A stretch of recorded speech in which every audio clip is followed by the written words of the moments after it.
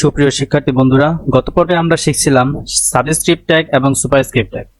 তো বন্ধুরা, আজকে আমরা শিখব অ্যাড্রেস ট্যাগ এবং অ্যাব্রিভিয়েশন ট্যাগ। বন্ধুরা, এবার জানবো অ্যাড্রেস ট্যাগ কাকে বলে।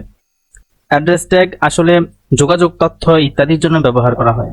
এই ট্যাগের মধ্যে লেখা সাধারণভাবে ইমেল, ফোন নাম্বার, ঠিকানা ইত্যাদি থাকতে পারে, যা পৃষ্ঠার শীর্ষে বা নিচে প্রদর্শিত হতে পারে।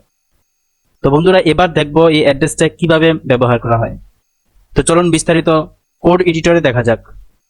তো আমরা এখানে সাপোজ একটা অ্যাড্রেস লিখি,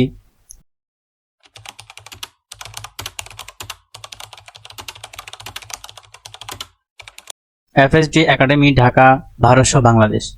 তো মনে করি এটা আমাদের একটি অ্যাড্রেস। তো এখন যদি আমরা আমাদের ওয়েবসাইটে গিয়ে একটা রিলোড দেই, তাহলে কিন্তু বন্ধুরা এরকম দেখাচ্ছে FSD একাডেমি, ঢাকা বাংলাদেশ। তো আমরা চাচ্ছি কি? আমরা চাচ্ছি যে আমাদের এটা একটা অ্যাড্রেস। তো আমাদেরকে কি করতে হবে, যে আমরা যদি এটা একটা স্টাইলের মাধ্যমে আনি, যে এই আমাদের ঠিকানাটাকে আমরা কাট করে এখানে যেহেতু আমরা অ্যাড্রেস লিখবো, তো সেক্ষেত্রে আমরা এখানে অ্যাড্রেস ট্যাগটি দিয়ে অ্যাড্রেস ট্যাগের ভিতরে আমরা আমাদের এই ঠিকানাটি আমরা দিতে পারি। তো এবার দেখি কিরকম দেখায় আমাদের। মোটামুটি একটু ইটালিকের মতো দেখাচ্ছে। বন্ধুরা, একটা জিনিস লক্ষ্য করেন, আমরা কিন্তু এখানে আমাদের এই ঠিকানাটা নিচে নিচে লিখছিলাম। প্রথমে লিখছিলাম FSD একাডেমি, তারপর লিখছিলাম ঢাকা 1200, এবার লিখছি বাংলাদেশ। কিন্তু যখন আমরা এখানে রিলোড দিছি, তখন কিন্তু আমাদের এই লেখাটা এরকম দেখাচ্ছে। তো আমরা চাচ্ছি যে FSD থাকবে এক লাইনে, তার নিচে থাকবে ঢাকা 1200, তার নিচে থাকবে বাংলাদেশ। তো সেক্ষেত্রে আমাদেরকে কি করতে হবে?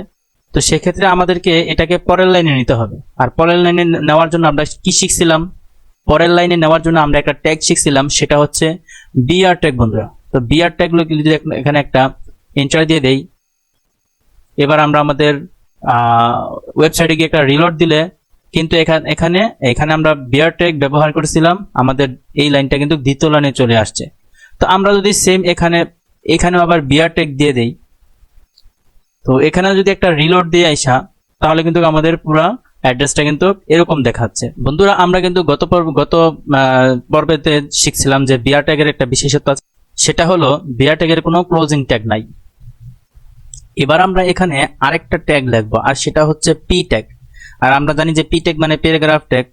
তো এখানে যদি আমরা এখানে লিখি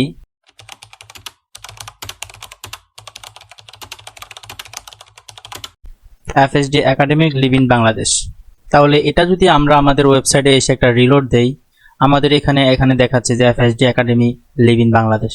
তো বিডি মানে সাধারণত কি বুঝি আমরা? বিডি মানে বাংলাদেশ। এটা আমরা বুঝলাম বিডি মানে বাংলাদেশ, কিন্তু অন্যরা এটা দেখলে কিভাবে বুঝবে? তো এরকম একটা সিস্টেম করতে হবে যে আমরা আমাদের মাউসের যে কার্সরটা যদি এখানে রাখি, তাহলে এখানে আমাদের বিডির পূর্ণ মিনিংসটা দেখাবে, অর্থাৎ বি তে বাংলা, ডি তে দেশ, বাংলাদেশ। তো তাহলে চলুন সেটাই দেখি। আর পূর্ণ মিনিংসকে HTML এর ভাষায় আমরা অ্যাব্রিভিয়েশন ট্যাগ বলি। তো আমরা এখানে এই বিডি কে রাখবো অ্যাব্রিভিয়েশন ট্যাগের ভিতরে। তো অ্যাব্রিভিয়েশনকে আমরা যদি এরকম লিখি ABBR অ্যাব্রিভিয়েশন, তো এই অ্যাব্রিভিয়েশনের ভিতরে আমরা আমাদের বিডি এখানে রেখে দিলাম। তো একটা বিষয়, আমরা যখন অ্যাব্রিভিয়েশন লিখছি, তো সেক্ষেত্রে কিন্তু আমাদের যে টাইটেলটা আলাদাভাবে লিখতে হয় না। টাইটেল দিয়ে ইকুয়াল সাইন, ডাবল কোটেশন। তো এই ডাবল কোটেশনের ভিতরে আমরা লিখে দেব বাংলাদেশ। তো এবার যদি আমরা আমাদের ওয়েবসাইটে এসে একটা রিলোড দেই, তো আমাদের লেখাটা এরকম দেখাচ্ছে। একটু পরিবর্তন আসছে, সেটা হচ্ছে বিডির নিচে কিছু ডট ডট ডট ডট চিহ্ন আসছে। তো এই বিডির নিচে যদি আমরা আমাদের কার্সরটা রাখি, তো সেক্ষেত্রে কিন্তু আমাদের সেই বাংলাদেশটা দেখাচ্ছে। এই ছিল অ্যাড্রেস ট্যাগ এবং অ্যাব্রিভিয়েশন ট্যাগ।